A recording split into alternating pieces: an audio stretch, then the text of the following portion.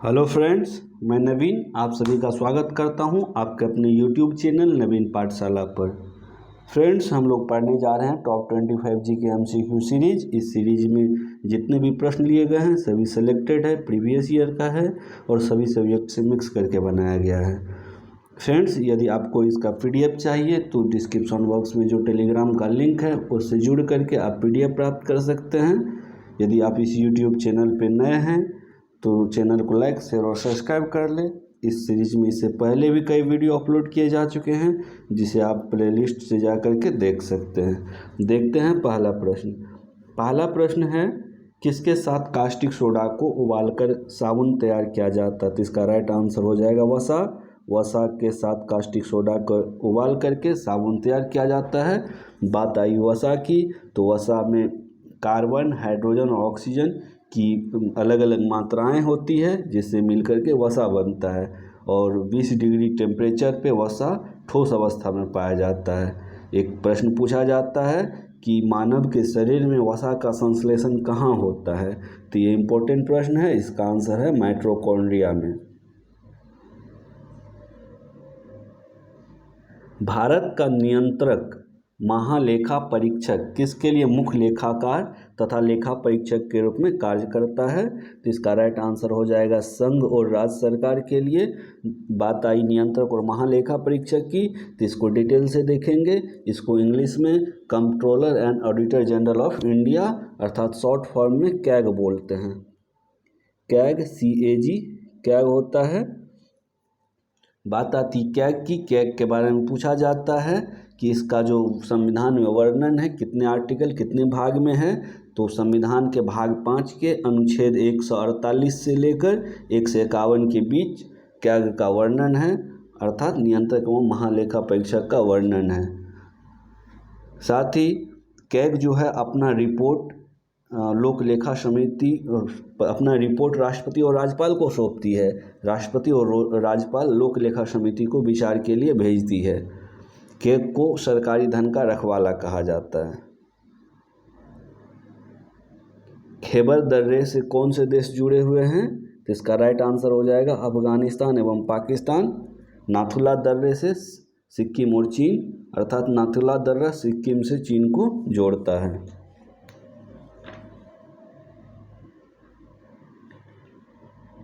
भारत में सर्वप्रथम स्वर्ण मुद्राएं चलाने वाले शासक कौन थे? तो इसका राइट आंसर हो जाएगा भारतीय यूनानी। कभी ऑप्शन में भारतीय यूनानी होगा, कभी हिंद यूनानी होगा और कभी इंडो ग्रीक होगा। तो तीनों एक ही बात है, याद रखेंगे। यदि पूछा जाए भारत में लेखयुक्त सिक्के, पहली बार किसी सिक्के पे कुछ लिखा हुआ होता है तो वही लेखयुक्त सिक्का होता है, किसने चलाया? तो इसका आंसर भी इंडो ग्रीक हो जाएगा।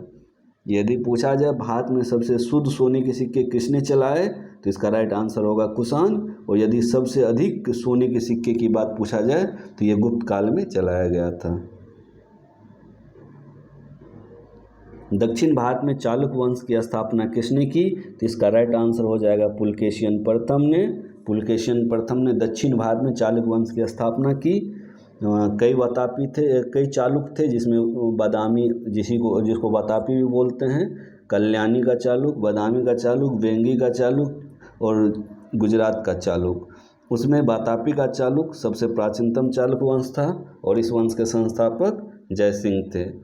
पुलकेशियन प्रथम जो वातापी के चालुक्य है उनके संस्थापक थे, मतलब वास्तविक संस्थापक थे, और पुलकेशियन द्वितीय वातापी चालुक्य के महानतम शासक थे। जैन धर्म की स्थापना किसने की? तो राइट आंसर है ऋषभदेव। ऋषभदेव जो कि जैन धर्म के प्रथम तीर्थंकर थे, उनके द्वारा ही जैन धर्म की स्थापना की गई थी। बात आती है महावीर स्वामी की, तो महावीर स्वामी जैन धर्म के 24वें तीर्थंकर थे, सबसे लोकप्रिय थे और अंतिम तीर्थंकर थे। दक्षिण अफ्रीका से वापस आकर महात्मा गांधी ने कहाँ प्रथम सफल सत्याग्रह शुरू किया? तो इसका राइट आंसर होगा चंपारण। बात आई है सफल सत्याग्रह की, तो यदि भारत में यहाँ पूछा गया है, यदि सफल सत्याग्रह की बात हो तो उसका आंसर हो जाएगा दक्षिण अफ्रीका। भारत से बाहर की बात हो तो दक्षिण अफ्रीका, भारत में बात की जाए तो चंपारण।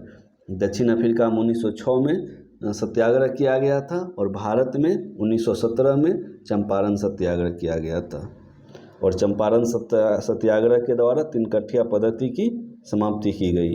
और एक बार प्रश्न पूछा गया तिनकठिया पद्धति क्या है बीपीएससी के पीटी में, तो ये 20 कट्ठे में से 3 कट्ठे पे जो नील की खेती होती थी यही तिनकठिया पद्धति था। फिर कंट्रोलर और ऑडिटर जनरल की नियुक्ति की बात आई। कंट्रोलर होता है, यहाँ टाइपिंग मिस्टेक है, controller and auditor general of India वही हुआ। कंट्रोलर और ऑडिटर जनरल की नियुक्ति कौन करता है, तो इसका राइट आंसर होगा प्रेसिडेंट ऑफ इंडिया, मतलब भारत के राष्ट्रपति के द्वारा इनकी नियुक्ति की जाती है। और के जो अपना रिपोर्ट राष्ट्रपति और राज्यपाल को सौंपता है। कोई बिल मनी बिल है या नहीं, यह कौन निर्धारित करता है, तो लोकसभा के अध्यक्ष अर्थात स्पीकर ये निर्धारित करता है कि कोई बिल मनी बिल है या नहीं। वित्त विधेयक लोकसभा में सर्वप्रथम लाया जाता है। बात आती है धन विधेयक की, तो धन विधेयक आर्टिकल 110 में वर्णित है। संविधान के अनुच्छेद 110 में धन विधेयक का वर्णन है। एक प्रश्न पूछा जाता है कि धन विधेयक को राज्यसभा कितने दिनों तक रोक सकती है, तो ये 14 दिनों तक। दिलवाड़ा माउंट आबू के प्रसिद्ध मंदिर का निर्माण किसने करवाया था, तो इसका राइट आंसर होगा बिमल शाह। बिमल शाह दिलवाड़ा के प्रसिद्ध जो मंदिर है उनका निर्माण करवाया था। और दिलवाड़ा का जो जैन मंदिर है वो नक्काशी के लिए फेमस है। कोणार्क मंदिर का निर्माण किसके शासनकाल में हुआ था, तो इसका राइट आंसर हो जाएगा नरसिंह देव प्रथम के समय में कोणार्क का जो मंदिर है इसका निर्माण हुआ था। और बात आई नरसिंह देव प्रथम की, तो नरसिंह देव प्रथम किस वंश से संबंधित थे, तो ये गंग वंश से संबंधित थे। और जो कोणार्क का मंदिर है इसी को सूर्य मंदिर भी बोला जाता है। और इसी मंदिर का दूसरा नाम है ब्लैक पैगोडा।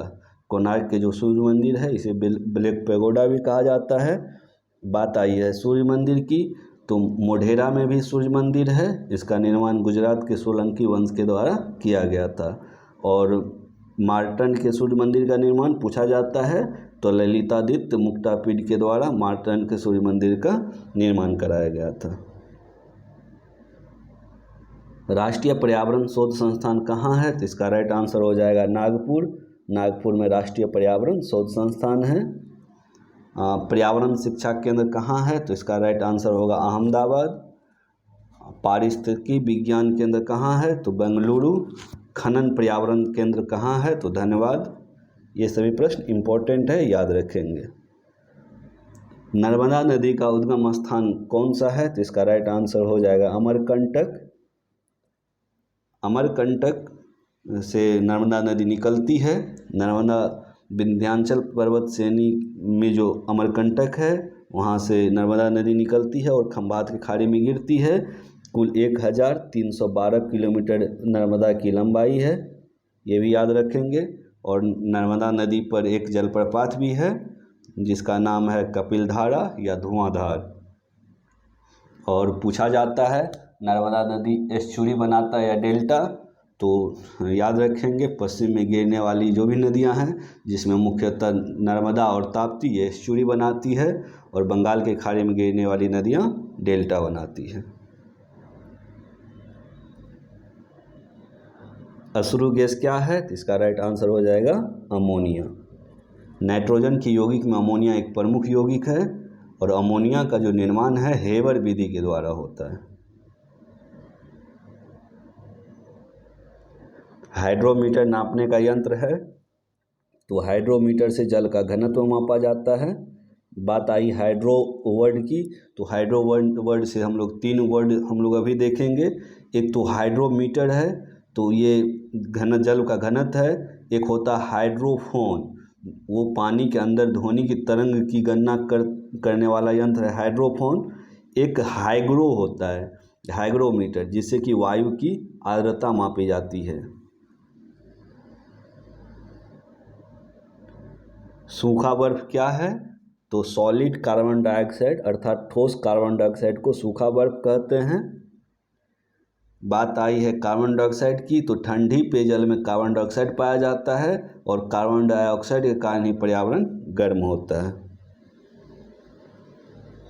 मेटामॉर्फिक चट्टानों का उदाहरण है। तो सबसे पहले बता दें कि मेटामॉर्फिक चट्टान को हिंदी में रूपांतरित चट्टान बोलते हैं। रूपांतरित चट्टान का उदाहरण पूछा जा रहा है, तो इसका राइट आंसर हो जाएगा मार्बल। मार्बल जो है रूपांतरित चट्टान का उदाहरण है। मार्बल का निर्माण चूना पत्थर से होता है। और कोयला एक अवसादी चट्टान है, ये भी पूछा जाता है। कोयला किस प्रकार का चट्टान है? तो अवसादी चट्टान है। मलेरिया प्रभावित करता है, तो इसका राइट आंसर हो जाएगा एस्पिरिन। बात आई मलेरिया की, तो मलेरिया से रिलेटेड जितने भी एमसीक्यू बनते हैं प्रयास किया जा रहा है यहाँ पे सभी एमसीक्यू बता देने का। तो मलेरिया किस परजीवी से होता है? तो इसका राइट आंसर होता है प्लाज्मोडियम परजीवी से मलेरिया होता है। मलेरिया का वाहक कौन सा मच्छर होता है? तो मादा एनोफ्लीज मच्छर मलेरिया का वाहक है। मलेरिया शब्द का सर्वप्रथम प्रयोग किसके द्वारा किया गया? तो मैकुलाज के द्वारा सर्वप्रथम मलेरिया शब्द का प्रयोग किया गया। मलेरिया परजीवी की खोज या पुष्टि किसने की? तो रोनाल्ड रॉस के द्वारा मलेरिया परजीवी की पुष्टि की गई। मलेरिया से पीड़ित व्यक्ति के रुधिर में मलेरिया परजीवी प्लाज्मोडियम की खोज किसने की? तो लेबरन ने। लेबरन के द्वारा ये खोज की गई।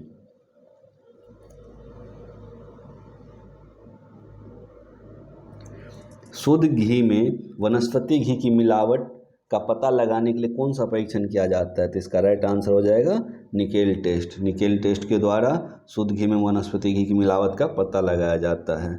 बाद आई पता लगाने की टेस्ट की, तो एक होता है विडाल टेस्ट। विडाल टेस्ट से किसका पता लगाया जाता है? तो टाइफाइड का। साथ ही एक है एलिसा टेस्ट। एलिसा टेस्ट का पता किससे लगाया जाता है? एलिसा टेस्ट से किस चीज़ का पता लगाया जाता है? तो HIV वायरस अर्थात एड्स का।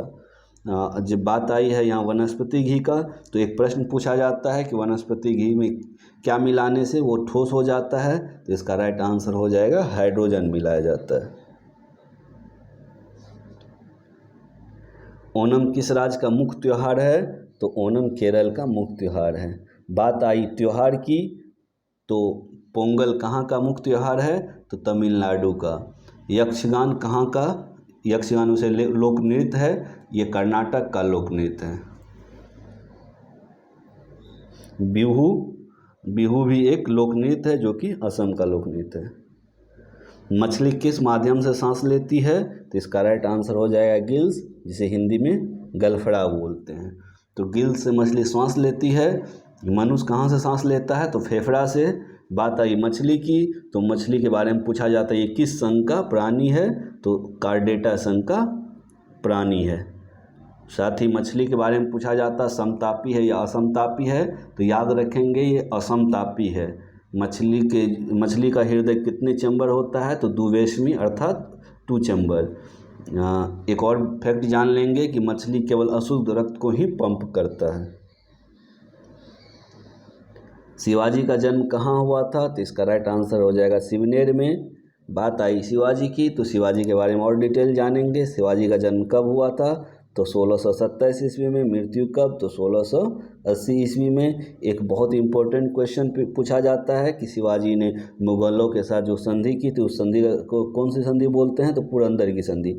कब की गई? तो 1665 ईस्वी में। मराठों की तरफ से शिवाजी थे और मुगलों की तरफ से जय सिंह थे। विटामिन मतलब कौन सा विटामिन खून का थक्का बनाने में सहायक होता है? तो इसका राइट आंसर हो जाएगा विटामिन के। विटामिन के खून का थक्का बनाने में सहायक होता है। बात आई विटामिन की, तो विटामिन ई की कमी से जनन शक्ति पर बुरा प्रभाव पड़ता है। विटामिन डी की कमी से हड्डियाँ कमज़ोर हो जाती है और रिकेट्स नामक बीमारी होती है। विटामिन के का रासायनिक नाम फिलिक्विनॉन है। विटामिन ई का रासायनिक नाम टेकोफेरॉल है। निम्नलिखित में से कौन सा ग्लैंड आंसू बनाता है? तो लेक्रायमल ग्लैंड्स जो है ये आंसू बनाता है। एपिनेफ्रिन हृदय स्पंदन एकाएक रुक जाने पर उन्हें पुनः चालू करने में सहायक होता है। एपिनेफ्रिन भी एक ग्लैंड्स है। साथ ही जब बात आई है हार्मोन की, तो अधिवृक्क से निकलने वाले जो हार्मोन है उसे उड़ो और लड़ो हार्मोन बोला जाता है। और उत्तेजना के समय किस हार्मोन की अधिक स्राव होता है? उत्सर्जित होता है? तो इसका राइट आंसर होता है एड्रेनालिन हार्मोन का। दादा साहब फाल्के पुरस्कार पाने वाले प्रथम व्यक्ति कौन है? तो इसका राइट आंसर होगा देविका रानी रोरिक। देविका रानी रोरिक दादा साहब फाल्के पुरस्कार पाने वाले प्रथम व्यक्ति है।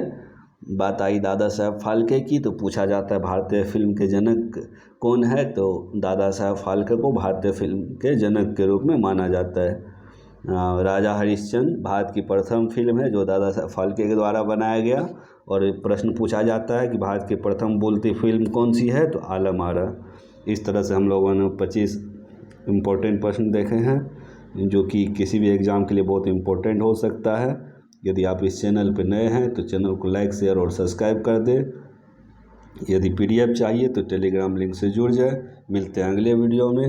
धन्यवाद। जय हिंद।